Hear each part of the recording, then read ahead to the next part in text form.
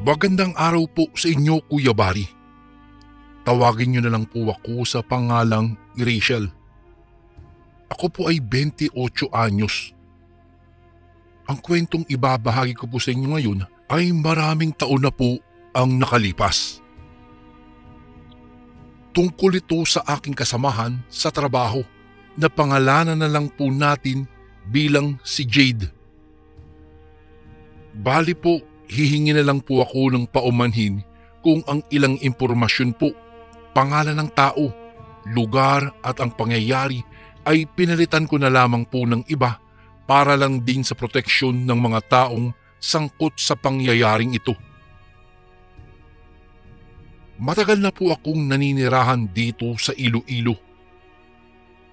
Kahit noong pinagsabihan ako ng aking mga magulang na hindi ako dapat mapanatag dahil marami na daw kwentong naririnig dati na may namamataang mga aswang sa sinasabing syudad, ay hindi pa rin ako nagpatinag. Kahit saan naman may aswang talaga. Kailangan lang natin masanay at malaman kung papaano sila magagapi nang sa gayon ay huwag tayong madaig ng takot. Dati po akong taga-Samar, ngunit nang i-assign ako ng aming big boss dito ay wala po akong nagawa kung hindi sumunod at huwag nang kontrahin ang pagbabago ng aking kapaligiran. Naisip ko, masasanay din naman ako sa katagalan. Kaya naman nang maitakda ang aking pag-alis, ay halos lahat ng aking kasamahan ay nalungkot po. Bakit daw kailangan pa kaming paghiwalayin? Gayong marami namang pwedeng ipalit sa posisyon ko para umalis. Tanging ngiti lamang ang iginanti ko sa mga himutok nila. Kahit ilang beses pa kaming magsalita ng kahit na ano, ay wala pa din naman kaming magagawa. At the end of the day, ay ang taong nagpapasweldo pa rin sa amin ang masusunod. Mababait naman po ang mga bago kong kasamahan nang makarating ako sa isang branch namin doon nga sa Iloilo. Ako nga po pala ay isang supervisor ng isang branch ng kumpanya na nagbebenta ng mga motorsiklo. Stay-in kami sa aming tinutuluyan. Tanging sa pagkain at iba pang bilihin lang kami kailangang maglabas ng perang panggastos. Maayos naman po ang aking tulugan. May banyo at may kusina kung saan kami pwedeng magluto. Hiwalay naman po ang babae sa mga lalaki. Bali po, double deck lang ang aking higaan. Dalawa kaming magka-share doon. Ako po, Kuya Bari, sa ibaba. At ang kasamahan ko naman na si Lita ang nasa ibabaw. Sa tapat na kama naman nakahiga ang isa pa naming kasamahang babae. Sa pagkakaalam ko po, Kuya Bari, taga Siquijor itong si Lita. 3 taon na siya bilang clerk sa nasabing kumpanya. Mabait ito at tahimik, ni hindi marunong magbiro o makipagkwentuhan man lang sa iba. Ngunit ganun pa man, wala naman itong problema sa akin. Mas tahimik, mas malayo sa gulo. Mula alas 8 ng umaga hanggang alas 5 ng hapon ang oras ng duty namin. May lunch break at snacks kami para sa umaga at hapon.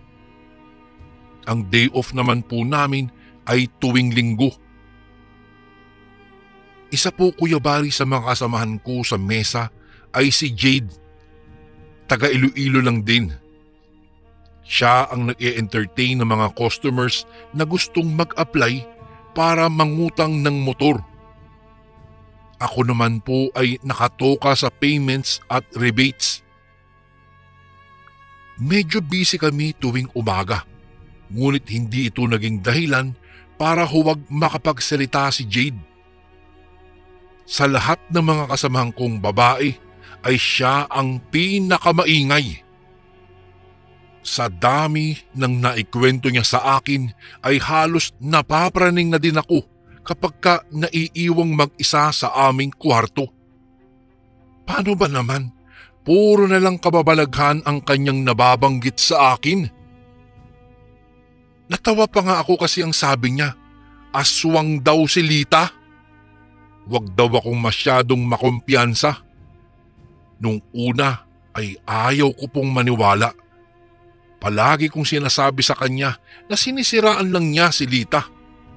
Napakabait naman ng babae at ni walang inaargabyado sa aming trabaho.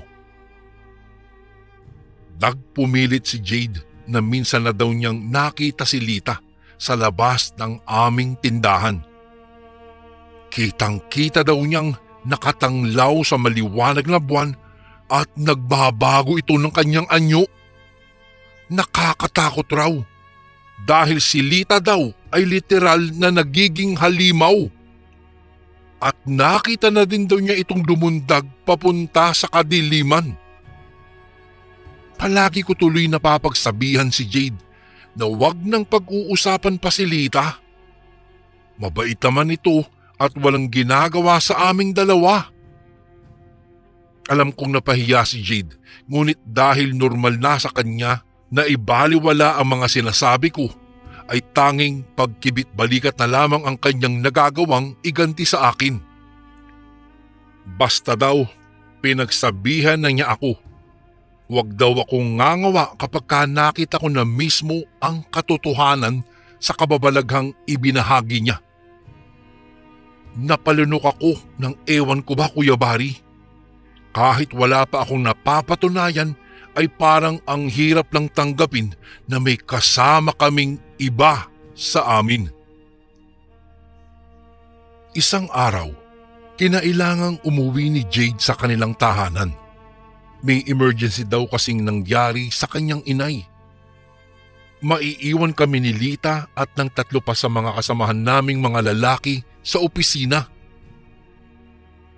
Wala namang pong problema iyon sa akin dahil sanay naman po akong makisama sa aking mga katrabaho. Kahit baguhan pa lamang po ako ay mabilis ko naman silang nakagaanan ng loob. Pasado 7:00 pa lamang ng gabing iyon ay nagsarado na kami. Walang gaanong tao. Holiday kasi at ang mga tao ay nasa kani-kanilang mga bahay. Sa pagkakatanda ko po, Kuya Barry, laro iyon ng nag-iisang pambansang kamao at kapag kaganoon ay talagang nagkakaisa kahit pa magkakaaway sa negosyo o mga magkakaiba ang pananaw sa buhay. Nang mga oras na iyon ay nililigpit ko na ang mga papeles na nagkalat sa mesa. Ipapasok ko na ang mga ito sa isang pribadong silid na piling empleyado lamang ang nakakapasok. Inilak ko ang pintuan at lumabas na ng showroom. Pinatay ko ang mga ilaw at nagtungo na sa aming kwarto. Daraan pa ako sa isang pasilyo bago makaakyat sa 2nd palapag kung saan naroroon ang banyo. Pumasok ako doon upang maghilamos. May malaking salamin sa ibabaw ng lababo kaya naman diretso na akong naghugas ng kamay. Hinayaan kong buksan ang pintuan ng banyo sabay yuko hanggang sa mapansin ko ang pagdaan ng isang babae sa aking likuran. Nagtaka ako at napahinto sa aking ginagawa. Sa tingin ko po, Kuya Barry, si Lita yun at papasok na sa aming kwarto. Mabilis kong tinapos ang aking ginagawa at sumunod na sa kanya sa loob, ngunit gano'n na lamang ang pagtataka ko nang mapansing wala namang tao. Muli akong pumihit pababa patungong kusina. Dito ko na nakita si Lyndon, isa sa aming mga kasamahan. Nagkakape siya at mukhang patapos na din. Binati ko po ang lalaki at tinanong kung nakita ba niya si Lita. Anya, nakita niyang lumabas daw itong si Lita. Hindi ako kaagad nakapagsalita. Nakita ko kasi si Lita na pumasok sa kwarto. Tapos ngayon nasa labas naman daw. Saan siya dumaan? Hindi ko na itinanong pa kay Lindon kung bakit. Sinundan ko na lamang si Lita sa labas para tawagin. Natatanong ko na siya mula sa loob pa lang, ngunit hindi ko inaasahan ang tagpong makikita kong ginagawa niya doon. Kuya Barry, kitang-kita kong naghuhubad si Lita ng kanyang mga damit.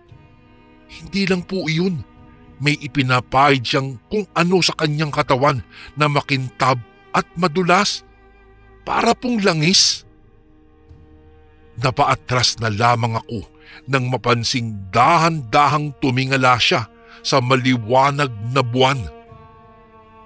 Tila siya'y natulala habang natatanglawan ng kagandahan nito, kaya sinamantala ko na ang pagkakataon at nilapitan siya. Hindi ko alam kung matatakot ba ako o masisindak nang makitang dahan-dahan palang nagbabago ang kanyang anyo. Hindi ko man lang ito napansin, Kuya Barry. Nagsimula na siyang umangil hanggang sa maglaway at unti-unting nagbabago ang kanyang boses. Namamalat na medyo parang lumaki. Kakaiba sa dati niyang tinig na malumanay at mahinhin. Sa madalit salita, Kuya Barry, nagbago si Lita. Napaatras ako sa labis na takot. Hindi ko alam kung tatakbo, sisigaw o magwawala dahil sa aking nakita. Naghuhumindig ang pangingilabot ng aking mga balahibo. Noong lumingon sa akin si Lita na may nanlilisik na mga mata, ay tinakasan na ako ng kaluluwa. Nanlamig ang aking mga kamay na napatutop ng bibig, sabay takbo papasok sa loob. Hiningal ako dahil sa bilis ko na makaakyat sa kwarto. Pakiwari ko, papanawan ako talaga ng ulirat, lalo na dahil nang makapasok ako ay nadatnan ko si Lita sa loob ng aming kwarto na nakapwesto na sa kanyang higaan upang magpahinga na. Mas lalong sumama ang aking pakiramdam dahil doon. Paano siya nakarating ng mabilis sa aming higaan, gayong iniwan ko siya sa baba? Pinagmasdan ko pa siyang nag-antanda at nagdasal ng ama namin. Pakiramdam ko ay nagmistula na akong estatwa dahil sa paninigas. Mabagal pang lumingon sa akin si Lita na may nagtatakang ekspresyon, sabay tanong kung ano ba ang nangyayari sa akin at nagmumukha daw akong nakakita ng multo. Parang wala naman siyang kamalay-malay sa nangyayari sa akin, Kuya Barry, kaya muli kong naitanong sa aking sarili kung sino ba talaga ang nakita kong nagbabago ng anyo sa labas. Umakyat ang lahat ng dugo ko sa ulo. Nang muli akong tanungin ni Lita, hindi na ako sumagot pa. Mukhang naintindihan niya naman ang nais kong mangyari dahil nagkibit balikat na lamang siya at tumalikod sa akin.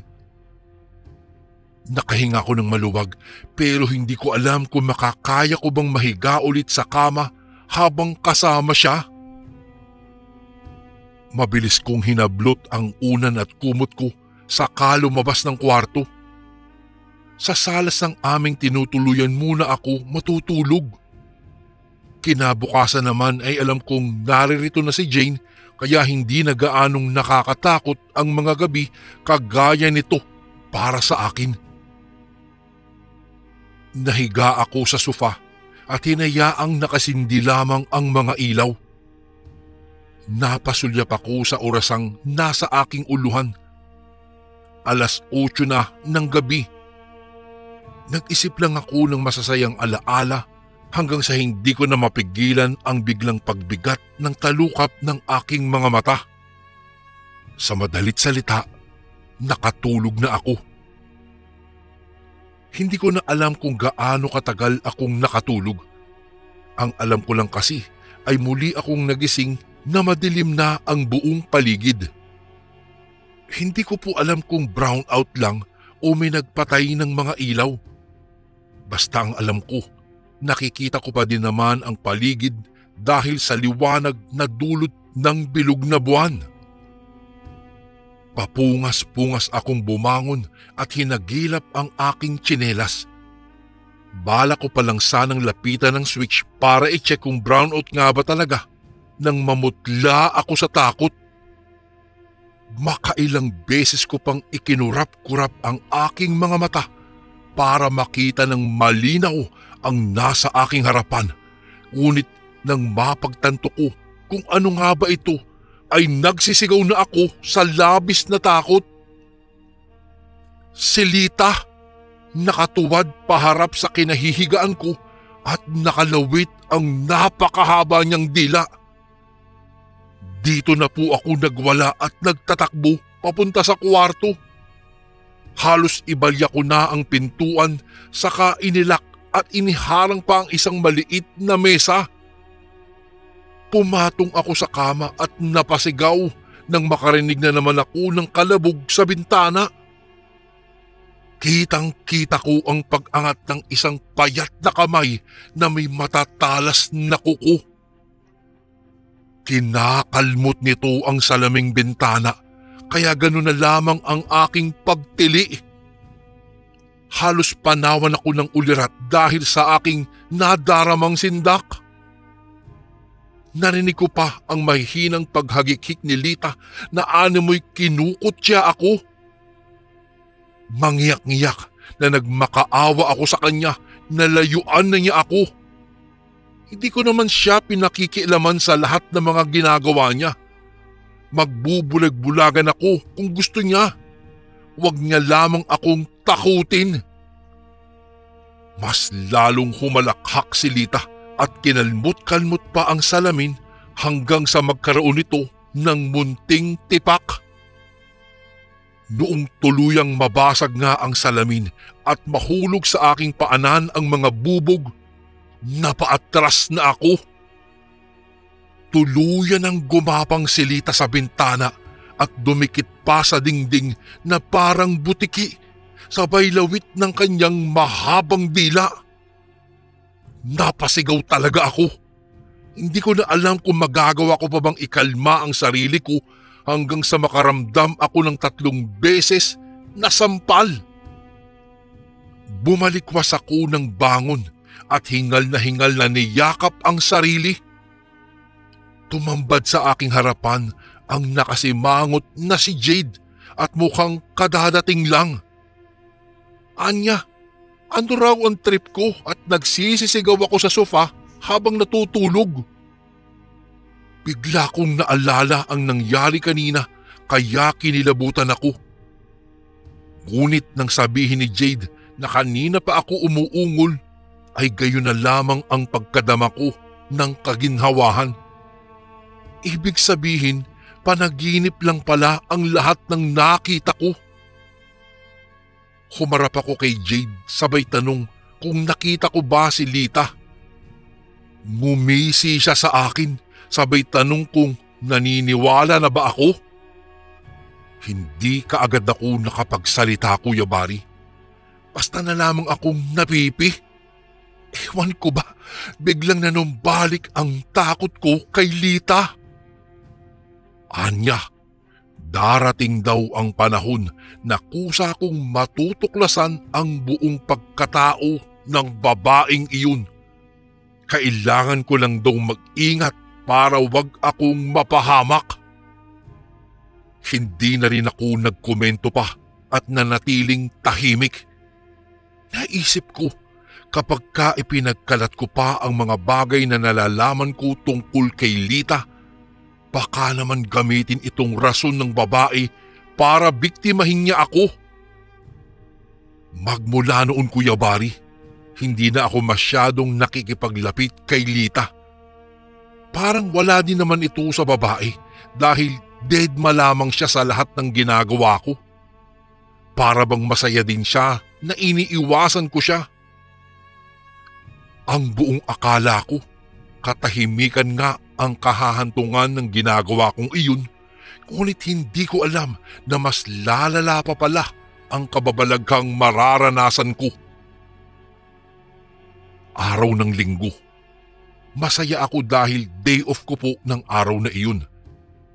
Marami akong pinaplanong gawin kagaya ng pagsisimba, mamasyal at kumain sa labas. Noong nasa summer pa lamang po ako, Kuya Bari, nasanay na ako sa ginagawa ko. Pakiramdam ko po kasi mas mapapadali ang paghahanap ko ng mapaglilibangan kapag nag-iisa lang ako. Wala na akong makakadebate pa sa kung saan ang magandang destinasyon, kung ano ang masarap na pagkain at kung saang lugar ligtas puntahan. Kapag ako lang kasi ay sa bookstore lang naman ako naglalagi, lalo na't mahilig naman talaga akong magbasa ng mga libro. Maaga akong umalis at nagpasyang buong araw gagala. Sweldo ko naman at nakapagpadala na din ako ng pera kina nanay, kaya magagawa ko ng maglibang nang walang sino man ang hahadlang. Gabi na nang mapagpasyahan kong umuwi. Sa pagkakatanda ko, Kuya Bari, siguro po yung mga 9:00 na iyon ng gabi. Nagpapahinga na ang mga kasamaan ko sa trabaho nang marinig ang malakas na pagsigaw ni Jade doon sa likurang bahagi naman ng aming tinutuluyan. Naalarma kaming lahat at hindi magkandaugaga sa pagdalo para malaman kung ano nga ba ang nangyayari sa kanya. Minsan kasi, Kuya Bari, ay may pagkapraning din itong si Jade. Malakas mang trip ika nga. Basta na lang sisigaw ng walang dahilan, pagkatapos ay gugulating kaming lahat ng malutong niyang, "It's a prank!"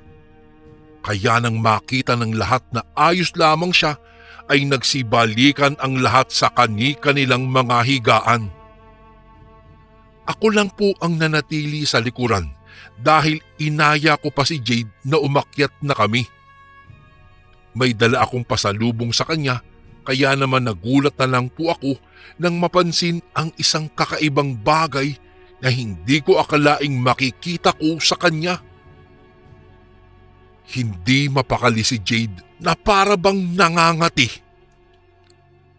Kamot siya ng kamot sa kanyang balat at lingon ng lingon sa akin. Baka daw pwedeng iwanan ko na muna siya at siya na ang bahala sa sarili niya. Ngunit mas lalo lang akong nag-alala dahilan para huwag ko siyang iwanan. Nagmistulang uminit bigla ang ulo ni Jade. Tinaboy niya ako, pero mas lalo lang akong nagmatigas. Para bang may gusto siyang itago sa akin, kaya para wag na siyang mas lalo pang magwala, ay sumusukong sinabi ko sa kanya na iiwanan ko na siya. Umalis ako, pero hindi niya napansing nagtago lamang ako sa likurang bahagi ng mga pader. Pinagmasdan ko ang nangyayari sa kanya, Kuya Bari. Para siyang may epilepsy, kaya gano'n na lamang po ang takot ko nang magkikisay ito. Magtatawag na sana ako ng tulong kung hindi lang ba ako nasindak sa biglang pagsulpot ni Jade sa aking harapan. Ang mas nakakasindak pa, Kuya Bari, ay biglang nagbago na ng tuluyan ang kanyang anyo. Hindi na ako nakasigaw pa dahil sa aking pagkabigla. Pakiramdam ko ng mga sandaling iyon, naninikip ang dibdib ko. Halos gadangkal na lamang ang layo ng mukha naming dalawa ng nilalang, kaya naman gano'n na lamang ang pagkataranta ko. Isang aswang si Jade. Sinubukan kong pagalawin ang aking mga mata para maghanap ng kahit na anong pwede kong ipananggalang laban sa kanya. Ngunit hindi ako sinuwerte. Nagulat na lang ako nang biglang tumilapon ako sa dingding, kaya nang hihinang bumangon ako at paatras na humingi ng tulong. Tila ba naging masama ang pagkakabagsak ko, kaya halos nahirapan ako sa paggalaw. Naglaway ang aswang na si Jade at naghanda sa muling pag-atake. Kinabahan ako at kinilabutan dahil malakas ang pakiramdam ko na hindi niya ako lulubayan hanggat hindi niya ako nasusugatan. Hintakot na nagmamakaawa ako. Umangil at sumingasil lang si Jade, saka ipinakita sa akin ang kanyang nagtatalimang mga ngipin. Tila ba ipinahihiwatig niya na walang tutulong sa akin ng mga sandaling iyon. Papasugod na siya nang biglang may dumaluhong din sa kanyang likuran. Si Lita! May hawak na buntot pagi itong si Lita at pilit niyang winawasiwas ito kay Jade. Sa tuwing tinatamaan niya ang aswang ay lumalakas ang pag-atungal nito. Napalunok ako, Kuya Barry. Hindi ko alam kung bakit naririto si Lita at kung papaanong si Jade ang kinatatakutan kong aswang sa halip na siya. Matapang na hinarap ni Lita si Jade. Base po sa pagkakaobserba ko sa babae, sanay siyang makipag-away sa mga aswang. Hindi kababakasan ng takot ang kanyang mukha. Mahigpit pa ang pagkakahawak niya sa kanyang buntot pagi. Nagawa ko namang tumayo ng dahan-dahan. Sinubukan kong kausapin si Jade kung ano ba ang nangyayari sa kanya. Umiling lamang si Lita at sinabi sa akin na ito ang nakukuha ko sa pagtitiwala masyado sa mga tao. Malapit daw ako sa kapahamakan. Hindi ko alam na nilinlang lamang ako ng taong madalas kong kausap. Dapat daw kasi maging mailap ako sa lahat. Dahil dun ay hindi ako nakapagsalita at napahiya na ako. Ganun pa man, Kuya Barry, hindi ito naging hadlang para sugurin kami ni Jade. Pinagkakalmot niya si Lita, kaya bumaling ang babae sa akin sabay bulyaw na kailangan ko daw humingi ng tulong. At dahil natataranta ako, nagtatakbo akong umalis at naghanap ng pwedeng makadalo sa amin.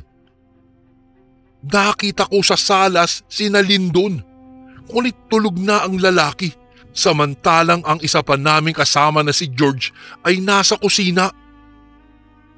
Nakakapagtaka na wala man lang silang naririnig kahit napakaingay na namin sa likod bahay. Nang bigla kong maalala ang asin. Pangontra nga pala ito sa mga aswang. Mabilis akong tumungo sa kusina at kinuha ang isang garapon ng asin at ibinalita sa kanila ang kasalukuyang nangyayari.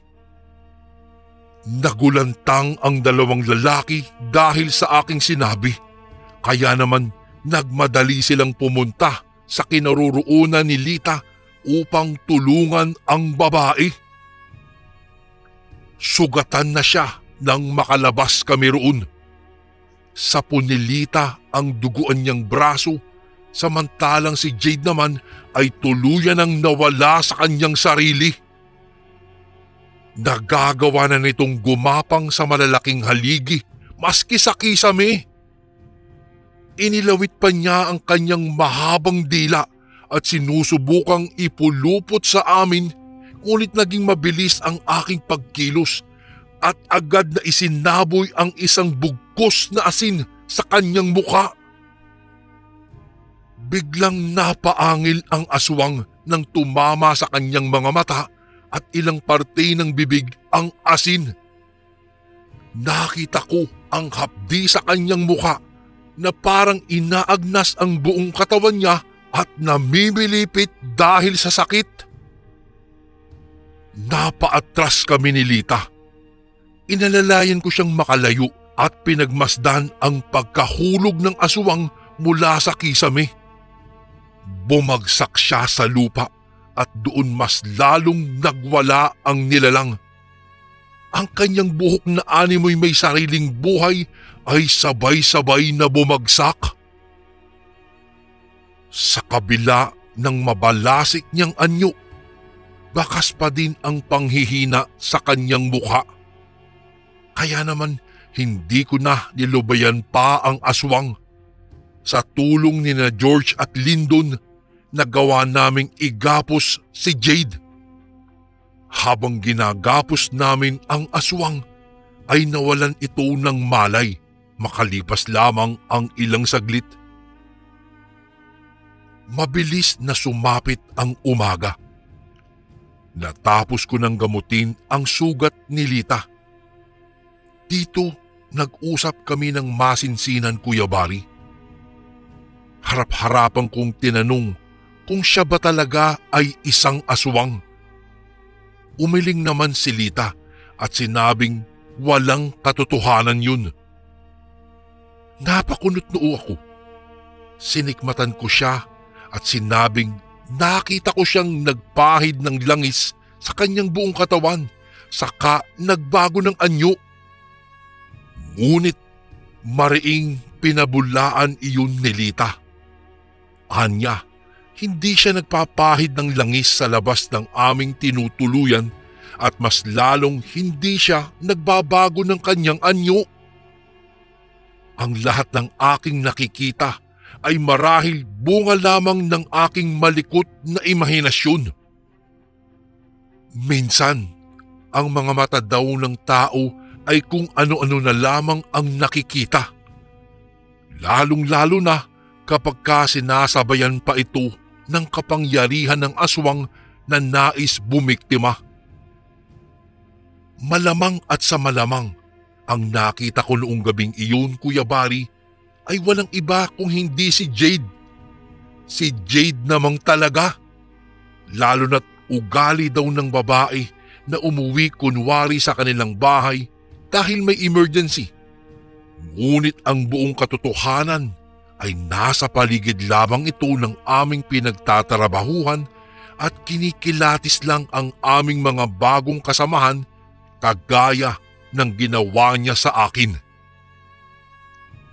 Noong magkamalay po si Jade, nakayuko lamang siya at humingi ng tawad sa akin. Wala naman daw siya talagang balak na saktan ako. Inamin niya na kailan lamang daw siya nahawa, ngunit tinagurian na siyang aswang sa Iloilo. Nalulungkot daw siya sa isiping mas gusto pa din daw ng mga tao ang manghusga kaysa sa gawin ang pinakatama. Ang hayaan na lamang ang mga taong naiiba ang pagkatao kaysa sa normal na nilalang. Kuya Barry, kaibigan ko si Jade, kung kaya't madali ko siyang pinatawad. Wala naman akong karapatang magalit sa kanya kasi nga naturalesa na niya ang maging isang aswang. Ang sa akin lang po, dapat ay isinaalang-alang niya ang mga kasamahan niya sa trabaho na sana ay wag naman niya kaming idamay sa pagkatao niya. Hindi rin nagtagal ay kinalagan din namin si Jade. Doon palang nawala ang takot ko sa mga nilalang ng dilim. Magpasangga ngayon, Kuya Barry, magkasama pa din kami sa trabaho. Ang kanyang lihim ay nanatiling lihim sa pagitan namin ng aking mga kasamahan sa trabaho, maliban na nga lang doon sa mga baguhan. Tinulungan ko siya, Kuya Barry, para makontrol niya ang kanyang pagkaaswang. Sumangguni kami sa ilang albularyo, ngunit hindi nagawa ng solusyon. Hindi naalis ang kanyang pagkaaswang. Kung kaya't wala na akong nagawa, Kuya Barry, kung hindi ipagdasal na lamang si Jade. Sa kabutihang palad, habang tumatagal po, nagagawa na ding kontrolin ni Jade ang kanyang pagkatao na ayon sa kanya ay nakuha lamang daw niya sa pagkahawa. Hindi ko po siya masisisi. Ang simula ng pagbabago ng kanyang pagkatao ay dahil rin lang sa pagtitiwala niya sa isang estranghero na buong akala niya ay lubusan talagang kailangan ang tulong niya. Ngunit ang totoo ay balak lang pala talaga siyang hawahan. Isang malaking aral po ang natutunan ko dahil po sa aking karanasan na huwag tayo basta-bastang magtitiwala sa mga taong hindi pa natin kabisado. Huwag tayong papakampante sa labas na anyo. Matuto tayong pag-aralan muna bago sila pagkatiwalaan. Kuya Barry, dito ko na po tatapusin ang aking kwento. Sana po'y mapili niyo rin po itong basahin sa mga darating na araw. Lubos na gumagalang, Rachel.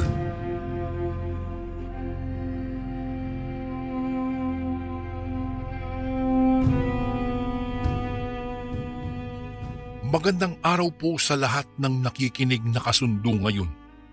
Lalong-lalo na sa iyo, Kuya Barry. Kakadiskubre ko lamang po sa inyong channel. May napakinggan po akong nagbahagi sa inyo ng mga kwento nila. Kaya naman po, naisip kong maibahagi rin ang aking karanasan sa inyong channel. Sana po mapansin nyo. Ako nga pala, Kuya Barry, si Julio. Taong 1989, lumipat kami ng tirahan sa Bicol. Galing kasi kaming Cavite at doon rin ako ipinanganak. Sa edad kong 17 noong mga panahong iyon, ay tumutulong na ako sa aking mga magulang. Mangingisda kasi ang aking tatay at ang nanay ko naman po ay ang nag-aasikaso sa aming magkakapatid. Siya nga pala 3 kami at ako po ang panganay. Tuwing maglalaot ang itay ng madaling araw ay sumasama po ako sa kanya. Hindi na rin pala ako nag-aaral. Huminto ako pagka-graduate ko noon ng high school. Dahil na rin po sa hirap ng buhay, kaya hindi kayang suportahan ng mga magulang ko ang mga gastusin sa kolehiyo. At dahil nga po, Kuya Barry, ako ang panganay, ay tungkulin ko ang tumulong sa pag-aaral ng aking mga kapatid. Iba't ibang trabaho na maaaring pagkakitaan ang pinapasok ko noon. Kumbaga sa tawag ngayon ay rumarakit ako o rakitero. Ganoon po ako noon. At kapag wala naman ay saka na lang ako tumutulong kay Itay sa kanyang pangingisda. Hindi rin kasi sumasapat ang kinikita niya para sa aming pamilya, Kuya Barry. Ngunit kahit na ganoon ang sitwasyon ng buhay namin, maayos naman po ang takbo nito at masaya naman po kami. Hanggang sa dumating nga po ang araw na iyon. Inaya ako ng isa sa mga kaibigan ko noon na magtrabaho sa isang farm ng mga iba't ibang uri ng hayop. Medyo may kalayuan nga lang po ang lugar namin kaya nagdadalawang isip pa ako noon kung sasama ba ako o hindi. Pero medyo mahal ang sweldo kaya tinanggap ko na rin po kahit mapapalayo ako sa pamilya ko. Pumayag din naman sila basta't mag-iingat lang daw ako. Kinabukasan ng araw na iyon ay maaga na kaming umalis ng kaibigan kong umaya sa akin. Bali po 1 oras po ang biyahe patungo roon. Nang marating namin ang lugar ay medyo humanga ako dahil napakalawak talaga ng loob ng farm na iyon. At kagaya ng inaasahan ko ay marami nga pong hayop doon. Ngunit ang nakapagtataka lang po, Kuya Bari, ay iilan lamang ang mga trabahador doon. Siguro ay nasa 15 o siguro po kulang-kulang 20. Kung ganoon kalawak ang farm, dapat marami rin silang tauhan. Pero hindi ko lang po iyon masyadong binigyan pa ng pansin. Ang mahalaga ay may trabaho na ako. Agad-agad na akong nagsimula sa aking trabaho. Tagapakain po ako ng mga kabayo, baka, baboy at mga kambing. Nagwawalis-walis rin sa ibang parte ng farm na iyon. Ang pagpapakain pa ng ibang mga hayop ay trabaho na po ng iba. Basta't kabayo, baka, baboy at kambing, yun lamang ang sa akin. Medyo may kahirapan din, Kuya Bari, ang trabaho ko roon, pero kakayanin para lamang sa pamilya ko. Dumaan pa ang ilang araw. Dapit hapon na ng mga oras na iyon. Kakatapos ko lamang sa aking trabaho. Patungo na sana ako ng silid-tulugan namin nang biglang may mapansin akong babae na malapit sa mga taniman ng mga bulaklak. Nagtaka po ako at dahil nga sa kuryosidad ay tinungo ko po ang kinaroroonan ng babaeng iyon. Nakatalikod ito sa akin, Kuya Bari. Magandang gabi po. Pagbati ko rito. Maya-maya ay lumingon ito sa akin. Medyo kaedaran ko lang pala ito. Bago ka lang ba rito? Tanong nito sa akin habang tinitingnan ako na parang may pagtataka. Oho, kakasimula ko lang po nung isang araw. Pwede ko po bang malaman kung ano pong pangalan mo? Ano ka ba dito? Anak ka ba ng may-ari ng farm na ito? Saad ko, sabay biglang nakaramdam ng hiya dahil sa sunod-sunod kong tanong. Pansin kong lumingon-lingon muna ito sa paligid niya bago ako sinagot. Hindi na mahalaga kung sino ako. Pero kung ako sa'yo, umalis ka na rito hanggat maaga pa. Hindi ligtas ang lugar na ito. Sabi nito na ikinakunot naman ng noo ko. Magsasalita pa sana ako noon para tanungin siya kung ano ba ang ibig niyang sabihin. Subalit nakaramdam bigla ako ng parang may kumagat na langgam sa paa ko, kaya't napayuko ako at napakamot ako doon.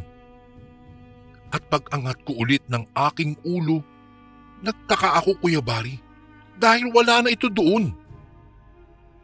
Lumingon-lingon pa nga ako sa paligid pero hindi ko na siya nakita pa. Kaya napagdesisyonan ko na lamang na dumiretso na sa silid namin at hindi na lamang pinansin ang bagay na iyon.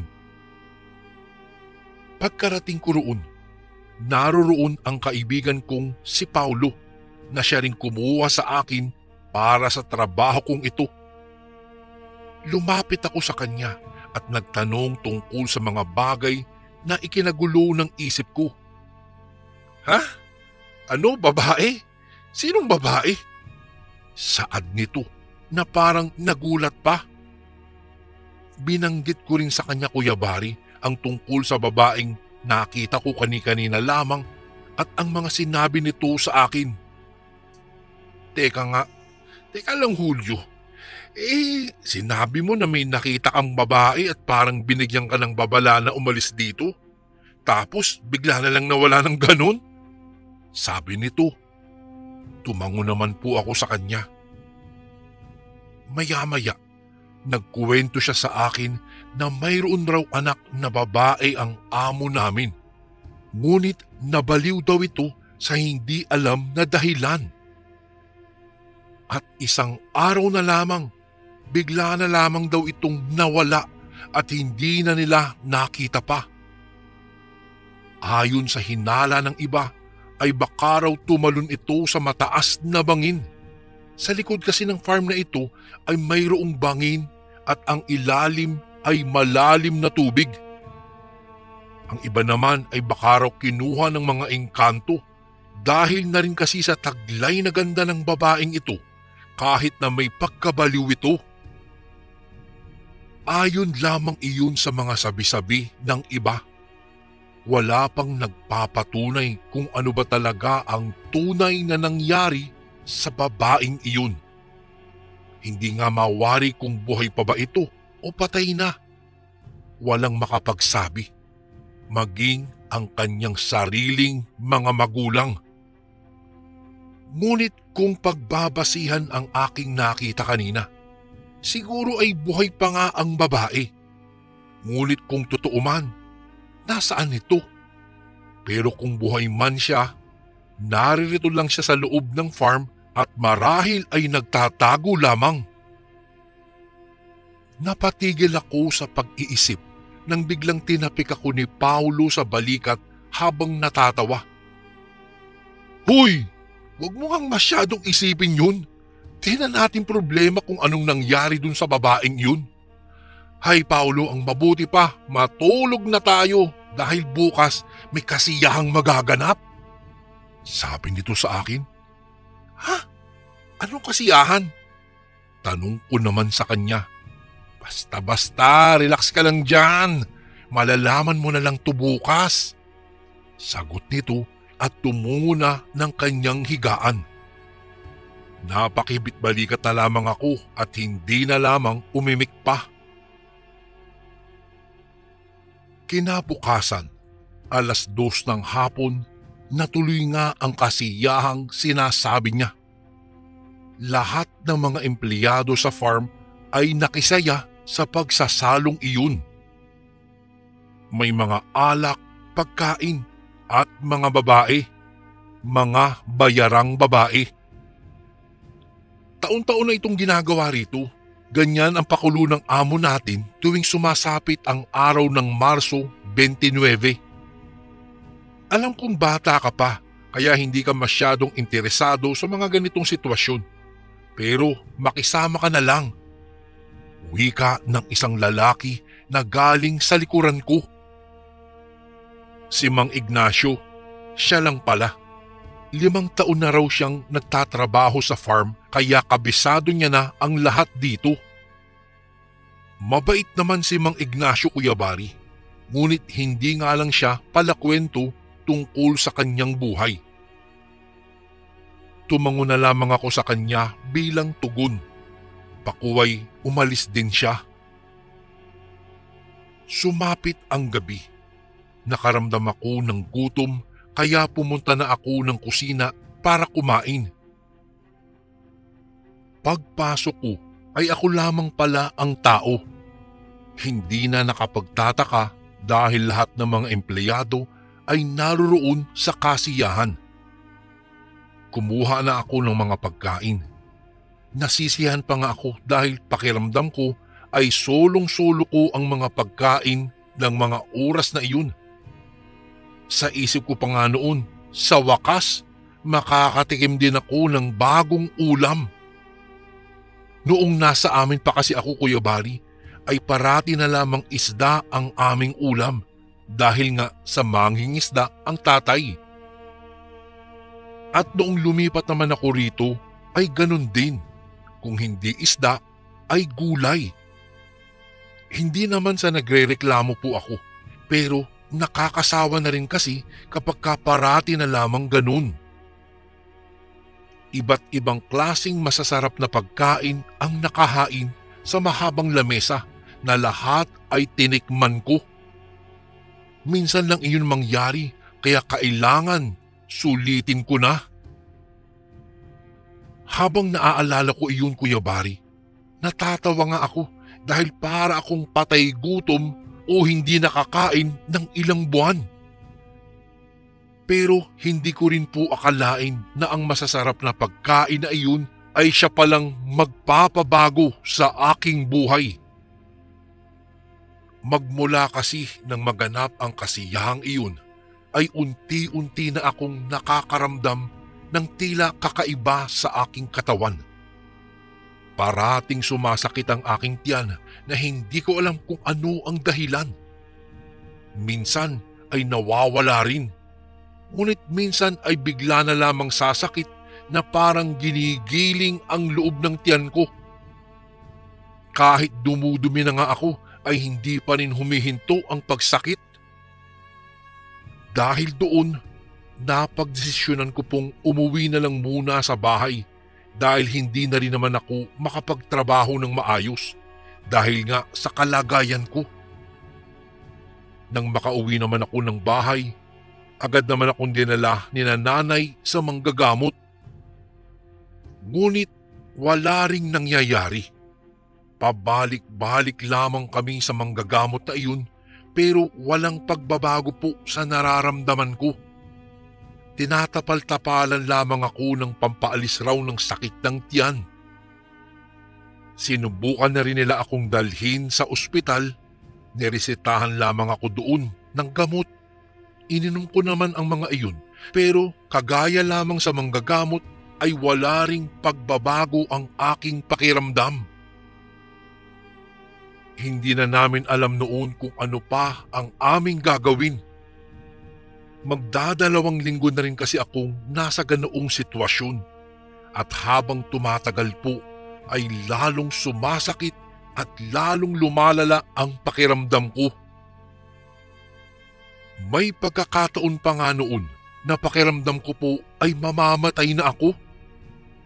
Noong mga panahong iyon, natatakot na rin ako na baka yun na ang ikamatay ko. Ngunit ayoko pa po kaya't lumaban ako.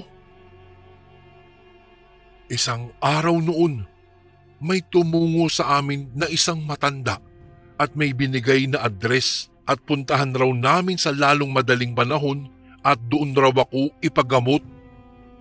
Matapos ibigay ang address ay umalis na rin siya at hindi na nagpakilala pa kung sino. May sinabi lamang siyang pangalan ng albularyo at ipagtanong lamang daw namin roon. At dahil nga sa kagustuhan ng inay at itay na maging maayos muli ang aking pakiramdam, ay agad naming pinuntahan ang sinasabing lugar ng matanda. Binubuhat na nila ako noon, nina itay at ng dalawa pa naming kapitbahay na lalaki rin. Hindi na rin kasi ako makapaglakad noon dahil nga patuloy sa pagsakit ang aking tiyan. Iyong simpleng pagsakit nga lamang ng tiyan ay halos hindi na tayo makakilos. Iyon pa kayang tila hinahalukay ang kaloob-looban ng tiyan mo na halos doble ang sakit sa karaniwang sakit, Kuya Bari. Kung iyo mang mararanasan ay hindi mo rin talaga nanaisin. Medyo may kalayuan ang lugar na pinuntahan namin. Nasa higit kalahating oras rin ang aming binyahe. At medyo may pagkaliblib rin ang lugar na iyon. Kung sa mga napapanood ngayon sa mga pelikula na tila lugar ng mga aswang, ay ganoong klase pong lugar ang napuntahan namin doon. Nang may makita kaming mga bahay-bahay, ay nagtanong kami sa isa sa mga taong naglalakad roon gaya ng bilin ng matanda. Tinuro naman kami nito sa lugar na hinahanap namin. May nakapagturo rin kung saan ang bahay ng albularyong itago na lang po natin sa pangalang Kaisko. Sinamahan pa nga kami nito sa mismong bahay nito. Kumato kami at agad naman kaming pinagbuksan. Simple lamang ang bahay ng albularyo. Ngunit puno ito ng mga kung ano-anong halamang gamot, mga pangontra. May mga kandila ring nakasindi kahit maliwanag pa naman. At yung iba pa ay hindi ko na alam kung ano ang tawag po. Ano ang problema ng batang iyan? Kinakabag ba ang kanyang tiyan? Sabi ng albularyo habang pinaupo kami. Alam niya na rin siguro na ako ang magpapagamot. Kaisko, hindi nga ho namin alam kung anong nangyayari sa anak namin. Sa katunayan nga po magdadalawang linggo na po siya sa ganyang sitwasyon. Pabalik-balik na nga kami sa ospital, sa mga manggagamot. Wala pong nangyayari. Kaya ayun nga po hanggang sa may nakapagsabi nga po sa amin na tungkol po sa inyo, na sa inyo raw kami lumapit at magpagamot. Sana naman po kais ko ay mapagaling niyo po ang anak ko. Sa tingin kasi namin parang lumalala lang po yung sitwasyon niya. Halos hindi na nga po siya makalakad o makakilos. Kaya sana naman ho sa pagkakataong ito'y gumaling na siya. Naiiyak na wika ng aking ina sa albularyo. Nakaramdam naman ako ng galit sa aking sarili. Nang dahil sa kalagayan kong ito ay mas lalo ko pang binigyan ng problema ang aking mga magulang. Imbis na ginhawa ang binigay ko sa kanila, ay problema pa ang aking hatid. Napatigil ako sa aking pag-iisip nang marinig kong magsalita ang albularyo. "Ilapit niyo siya sa akin." Wika ng albularyo na tinutukoy ay ako. Agad naman nila akong inilapit doon. Inihiga ako sa tabi ng albularyo. Pagkatapos ay hinilot-hilot ang aking tiyan na nagbigay bigla sa akin ng matinding sakit. Hindi ko kinaya kaya napasigaw ako ng mga sandaling iyon. Maya-maya pa ay huminto ang sakit na nagpaginhawa sa akin kahit papaano. Pagkuway nagsalitang muli. "Parang alam ko na kung ano ang nangyari sa iyo, iho. Hindi lang ikaw ang kauna-unahang pasyente ko na nakaranas ng ganito." Saad ng albularyo. "Po, bakit ho? Ano hong meron?" Medyo nauutal pa nga ako noon nang kausapin ako ng albularyo. "Nasaan ka ba bago ito nangyari sa iyo, anak?" Tanong nito sa akin. Inilahad ko naman ang tungkol sa pagtatrabaho ko sa isang farm at ang mga nangyari bago ako makaramdam ng pagsakit ng aking tiyan na hindi mawala-wala. "Nakakain ka ng hindi ordinaryong karne. Ang nakain mo ay karne ng tao." Diretsahang saad nito na ikinagulat ko maging ang aking mga magulang. Agad ko naman siyang tinanong kung ano ang ibig niyang sabihin. Dahil sa pagkakaalam ko, Kuya Bari, ay wala naman akong kinaing kakaibang pagkain. Lalong-lalo na sa sinabi niyang karne ng tao. "Ang farm na sinasabi mong pinagtatrabahuan mo, ang may-ari nun ay hindi tao. Siya ay isang aswang. Minsan ko na siyang nakaengkwentro at ilan rin sa mga naging tauhan roon ang lumapit sa akin upang magpagamot. Dahil gaya mo, ay nakaranas din sila ng matinding pagsakit ng tiyan na katulad ng nararanasan mo ngayon." Lahat kami ay kapwa pagkagulat ang mababakas sa aming mga mukha. Lalong-lalo na ako, Kuya Bari. Parang ayaw kong maniwala ng mga panahong iyon. Sino ba naman kasi ang mag-aakala na aswang raw pala ang may-ari ng pinagtatrabahuan ko? Kilala ko naman ang sinasabi niyang aswang. Mabait naman ang mga ito sa kanyang mga tauhan kagaya ko at wala namang palatandaan o senyales na aswang ito. Pero sa tingin ko, Kuya Bari, ay nagsasabi naman ng totoo ang albularyo. Nagkwento pa nga ang albularyo ng tungkol sa kanyang mga naging pasyente na nanggaling rin sa farm na iyon. Nagbanggit pa nga siya ng mga pangalan at lahat sila'y kilala ko. Anya, ang mga baguhang empleyado daw na pumapasok roon ay talagang pinapakain ng mga masasarap na pagkain tuwing dumarating ang araw ng kasiyahan. Nagtaka nga ako noon dahil maging iyon ay alam rin ng albularyo. At may posibilidad na ang mga tauhan daw roon ay mga aswang rin. Hindi naman daw literal na aswang. Kumbaga ay parang kumakain lamang sila ng lamang loob ng tao, ngunit hindi sila pumapatay. Mga bagong libing na bangkay sa sementeryo ang kanilang kinukuha at iyon raw ang kanilang niluluto at kinakain. Hindi raw kumakain ang mga ito ng hilaw. Lahat daw ng mga iyon ay dumaan din sa kalagayan ko. Ang problema ay hindi sila nagamot, kaya tuluyan silang nilamon ng pagiging isang aswang dulot ng mga karning pinakain sa kanila. Kumbaga, sila ay nayanggaw. Ganoon din daw ang mangyayari sa akin kapag nagtagal pa na hindi ako nadala kaagad sa kanya upang magamot. Nang matapos niyang mailahad ang lahat, ay hindi ko mapigilang mapatanong po sa kanya kung bakit niya alam ang mga iyon, gayong malayo siya sa lugar ng aking pinagtatrabahuhan. Napabuntong hininga na lamang ito at nagsalita. Alam mo, sapagkat anak ko ang asawa ng aswang na iyon. Iyon na lamang ang kanyang sinabi. Wala na siyang ibinigay pang dahilan kung bakit at papaano nangyari. Ayaw na raw niya kasing pag-usapan pa ang tungkol sa kanyang anak. At sinimula na nga niya po ang panggagamot sa akin, Kuya Bari.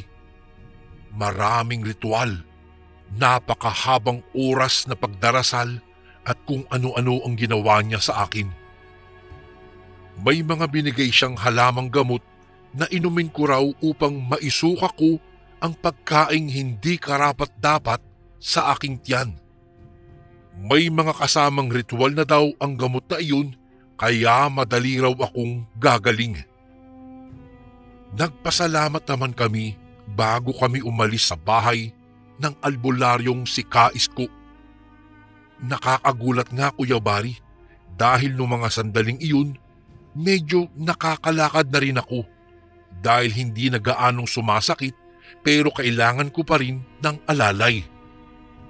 Talagang napahanga ako, Kuya Bari, dahil kaunting hilot-hilot lamang at ritual ang ginawa niya sa akin ay bumuti kaagad ang aking pakiramdam. Sadyang mahiwaga talaga at kahanga-hanga ang kakayahan ng mga albularyo. Mga ilang linggo pa ang lumipas. Magmula nang tumungo kami sa albularyong si Kaisko ay unti-unti nang bumubuti ang aking pakiramdam. Nakakakilos na rin ako at nakakapaglakad-lakad na rin. Pakiramdam ko nga noon ay parang nalumpo, ngunit gumaling rin. Siya nga pala, Kuya Bari, bumalik din ako sa farm na pinagtatrabahuan ko kahit pa alam ko na ang mga tao roon ay hindi na mga normal na muntikan na ring mangyari sa akin. Nakausap ko si Paulo. Halos hindi siya makatingin sa akin ng diretso. Siguro ay nahihiya siya dahil alam na niya siguro na alam ko na kung ano ang buong katotohanan. Humingi naman siya ng patawad sa akin sa pagdala niya raw sa akin sa buhay na hindi ko gusto. Kuya Bari, batid kong katulad na rin siya ng mga katrabaho namin roon. Pero ewan ko ba, hindi man lang ako makaramdam ng takot at galit sa kanya. Siguro ay dahil sa naging magkaibigan kami. Nakita ko rin doon ang ilan sa mga tauhan na naging katrabaho ko rin. Maging ang aking amo. Nakiusap sila sa akin na kung maaari raw ay huwag kong ipagsabi sa kahit na kanino ang patungkol sa kanila. Pumayag naman ako, ngunit may iniwan akong kondisyon sa kanila. Iyon ay ang wag na rin silang mambibiktima pa o manghahawa gaya ng ginawa nila sa akin. Ayoko na kasing may makaranas ng katulad ng naranasan ko dahil batid ko kung gaano iyon kahirap. Hindi naman sila tumutol at sumang-ayon sila. Nagkasundo rin kami at nagturingan bilang magkakapamilya sa loob ng farm na iyon. Binalikan ko pala ang dati kong trabaho doon. Noong una ay ayaw pumayag ng aking mga magulang dahil baka raw maulit pa ang nangyari daw sa akin. Pero nanindigan ako sapagkat may tiwala ako sa aking mga kasama. Saksi naman ako sa kanila sapagkat kahit hindi na sila mga normal ay may kabutihan pa rin sa kanilang mga puso. At ang isa pang ikinatuwa ko po ay ang pagbabalik ng anak ng aming amo. At tama nga ang aking hinala noon na ang babaeng nakausap ko ay ang anak nga ng aming amo. Ayon sa kanya, hindi naman raw siya nabaliw. Sadyang naging magulo lamang ang isipan niya noon kung ano ba ang gagawing desisyon niya. Kung mananatili ba siya sa poder ng aking ama kahit nabatid niyang hindi na maganda ang ginagawa nito noon sa mga baguhang tauhan nito noon o aalis at magpakalayo-layo. Ngunit sa huli, napagdesisyonan niyang maglayas na lamang. Ngunit may isang matandang kumupkup sa kanya at doon siya nanirahan sa poder nito. Ang matandang ding iyon ay ang matanda ring nagtungo noon sa aming bahay upang ituro ang kinaroroonan ng albularyo na makapagpapagaling sa akin. Utos daw iyon ni Nayana, ang anak ng may-ari ng farm na pinagtatrabahuan ko. Alam na rin kasi ng matanda na ang lahat ng tungkol sa mga magulang ni Nayana at nalalaman din nila kung may mga bago bang tauhan sa farm na iyon. Kaya naman pala nabalaan ako noon ni Nayana, ngunit ako lang itong hindi nakinig sa kanya. Naging maayos naman ang lahat pagkatapos noon, Kuya Bari. Tinupad nila ang kanilang pangako na hindi na nila uulitin pa ang ginawa nila gaya ng sa akin. Munti ko na palang hindi mabanggit sa inyo. Naging karelasyon ko nga pala si Nayana. Ngunit nagtagal lamang kami ng 5 taon. Hindi ko na lamang babanggitin kung ano ang dahilan ng aming paghihiwalay. Marahil dito ko na po tatapusin ang aking kwento, Kuya Bari. Kung nagtataka kayo kung bakit parang ang bilis kong magpatawad, iyon ho ay dahil sa mapagpatawad lang talaga akong tao. Hindi ako nagtatanim ng galit sa isang tao, lalong-lalo na kung alam kong karapat-dapat siyang patawarin. Hindi man gaano kakaiba ang aking kwento po kagaya ng mga ibang nagpapadala sa inyo, ngunit maituturing ko pa rin itong isa sa mga kahiwagahang nangyari sa aking buhay, lalong-lalo na noong nakatikim ako ng bagong ulam. Hanggang dito na lang po at maraming salamat po, Kuya Bari, kung sakaling mabasa nyo rin po ito sa inyong channel. More power po sa Ang Sundo Horror Stories and God bless po sa lahat ng kasundong nakikinig ngayon. Lubos na gumagalang, Hulyo. And again, maraming salamat po mga kasundo. Don't forget to subscribe and i-click nyo lang po yung bell na button para updated po kayo sa mga upcoming videos namin na paparating. Maraming salamat po ulit. God bless and ingat po lagi dyan. Ito po si Kuya Bari at ako ang Sundo.